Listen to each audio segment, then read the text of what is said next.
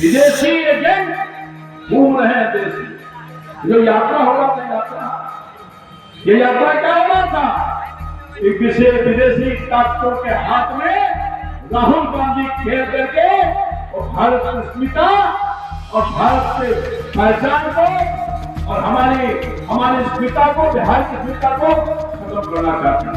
मैं आपको बताना चाहता हूँ, ये बहरूपिये हैं जो एजेंट के रूप में हम सब लोगों के बीच में जाकर के पूरी तौर पर हमें नाश करने का काम करते हैं। ऐसे लोगों से आप होशियार करने का काम कीजिएगा। 2047 तक विकसित भारत बनाएंगे और विकसित प्रदेश बनाने का काम करेंगे। और नीतीश कुमार जी के नेतृत्व में 205 सीट जीत करके एनडीए की सरकार बनाएंगे। जीविका दीदी को लखपति दिल्ली बनाया गया। घर में 125 यूनिट बिजली मुफ्त में देने का काम किया।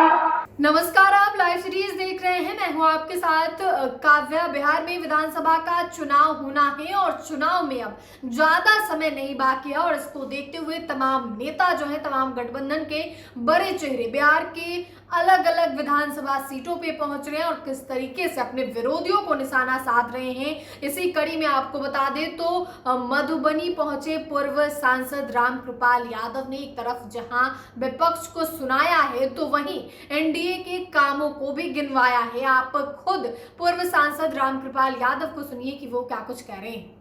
एक ही संकल्प लिया है कि 2047 तक विकसित भारत बनाएंगे और विकसित प्रदेश बनाने का काम करेंगे। और नीतीश कुमार जी के नेतृत्व में 205 सीट जीत करके एनडीए की सरकार बनाएंगे। भाइयों, आज विशेष रूप अपनी मां बहनों से हम संवाद करना चाहते हैं। मोदी जी और नीतीश जी ने महिलाओं को शौचालय दिया कि नहीं दिया? महिलाएं बताइए, शौचालय मिला है? आप बताइए, शौचालय मिला है? शौचालय मिला है? शौचालय मिला है।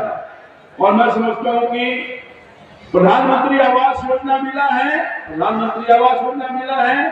प्रधानमंत्री आवास योजना के अलावे आयुष्मान कार्ड दिया। हमारे माननीय स्वास्थ्य मंत्री यहाँ बैठे हैं।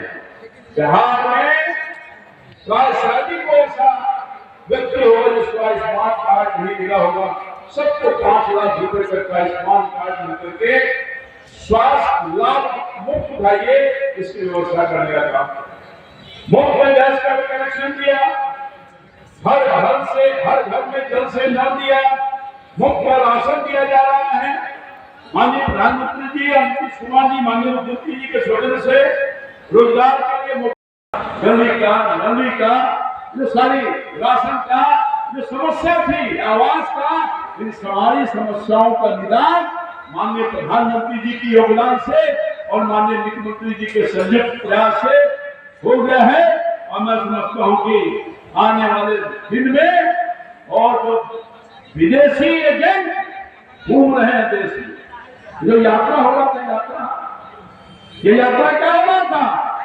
एक विदेशी ताकतों के हाथ में राहुल गांधी खेल करके और भारत की अस्मिता और भारत के पहचान को और हमारी अस्मिता को, बिहार की अस्मिता को खत्म करना चाहते हैं। ऐसे लोगों को आप निश्चित तौर पर ध्यान रखने का काम कीजिएगा।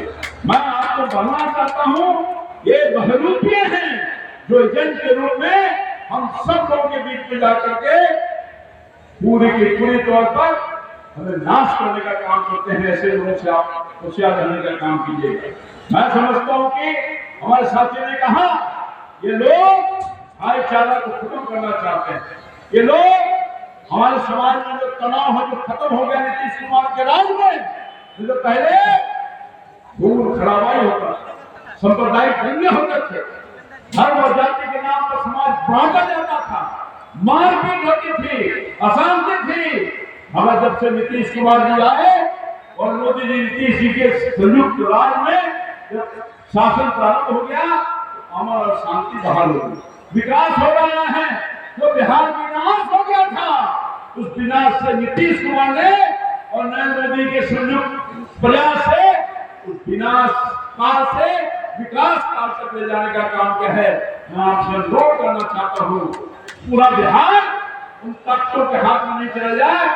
बिहार को गड्ढा में डाल दिया था, उस गड्ढे से मुश्किल से निकला है बिहार। आज सब लोग आज निकले हैं, पुनः वो शक्ति कहीं हावी न हो जाए, इसका हमें जरूर ख्याल रखने का काम करें। जो धरती है मिथिलांचल की धरती, सीता मैया की धरती है। इस पवित्र धरती से उस मां को गाली दिया जो हम सब लोगों को पैदा करने का काम किया। यह आज तक इसी मां धरती के ऊपर बेटा ने भगवान श्री राम जी को 500 वर्ष वनवास खत्म करने का काम किया था। ये वो धरती है। यहाँ पर सीता हमारे बहन बोल रही थी, सीतामढ़ी में बहुत बड़ा भक्त मंदिर निर्माण करने का निर्णय लिया गया है और करोड़ धाम जो है आने वाले दिनों में जिस तरह से राम भगवान अयोध्या में चलेगी, उसी तरह सीता मैया का भी मैं समझता हूँ कि भव्य मंदिर का निर्माण होने का काम किया गया।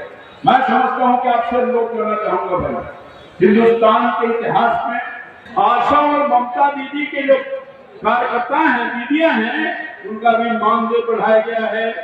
वृद्धावस्था पेंशन जो 400 मिलता था 1100 रुपए की राशि देने का काम किया गया है।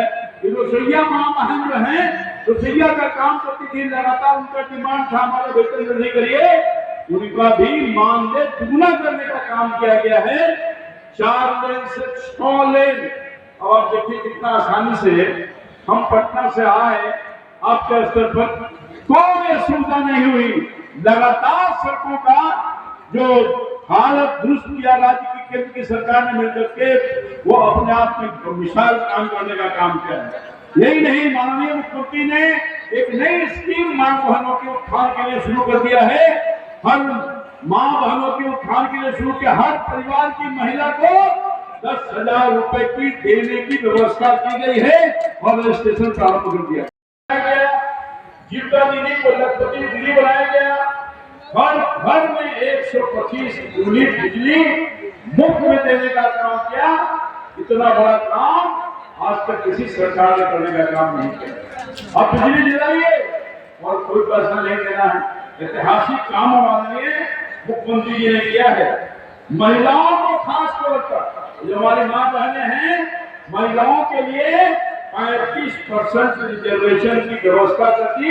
35% रिजर्वेशन मिलेगा महिलाओं को नौकरी में, और सिर्फ बिहार की महिलाओं को मिलेगा तो मसाइल नीति भी लागू करने का काम किया है। तो आपने मधुबनी के बेनीपट्टी पहुंचे रामकृपाल यादव को सुना है किस तरीके से उन्होंने विरोधियों पर निशाना साधा है और साथ ही कहा है कि महिलाओं को लाखों रुपए दिए जा रहे हैं, बिजली फ्री कर दिया गया है। इन तमाम चीजों का मंच से पूर्व सांसद रामकृपाल यादव जिक्र करते हुए नजर आए हैं। आपने पूरी वीडियो देखी है तो फिलहाल के लिए इतना ही। साथ ही चैनल को सब्सक्राइब करें, फेसबुक पेज को लाइक करें। वीडियो देखने के लिए आपका धन्यवाद।